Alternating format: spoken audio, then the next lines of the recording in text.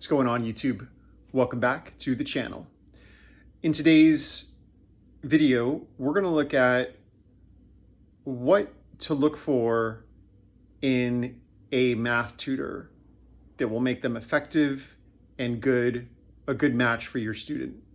So there's three things I could really think of to categorize what makes a great math tutor and I'm going to overlap that with how to find and how to evaluate that. So the first one is explanation skills. Tutors vary tremendously in this. You have at one end of the range tutors who are horrible at explaining math. They may be a credentialed teacher, they may know the stuff inside and out, they may have tutored for 20 years, but they lack the ability to really break it down for the student. Now, how do you know if someone has great explanation skills? Well, you can ask. You can ask for referrals, you can ask for people they've tutored, but ultimately the only way to really know is to try one and then ask your students afterward, what did you think of that tutor? Did you like them? Did you like the way they explained it?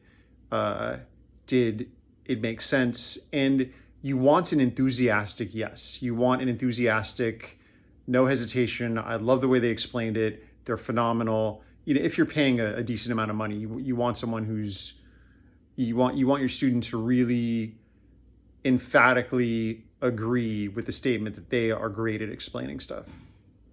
You don't want a tutor where you have to commit to 30 lessons, a big bulk of lessons like that, or even a business like that, because their tutors may not be that good. And then you're locked in for this large amount of money and sessions.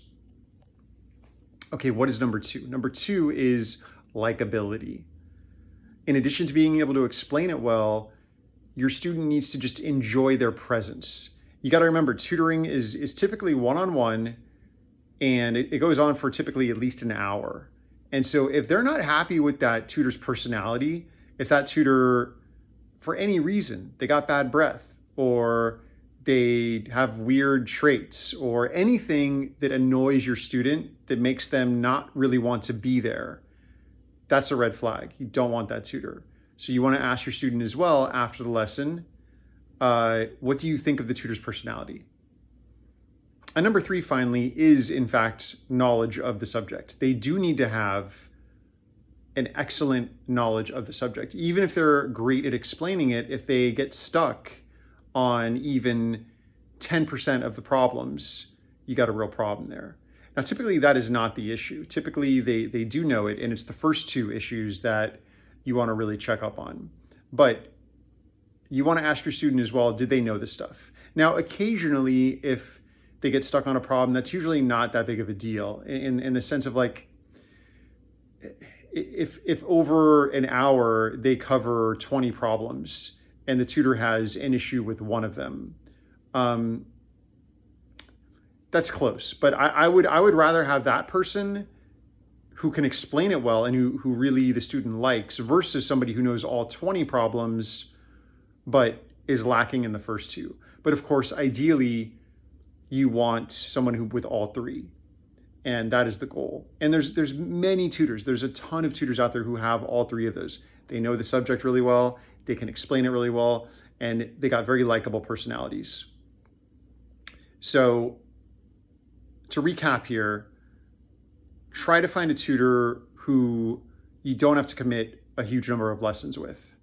And then ask your student, ask them afterward, what did you think of the tutor? Do they know the stuff? Could they explain it well? Did you like them? All right. If you enjoyed this video, please hit the like button and feel free to subscribe, and hope everyone is doing great out there.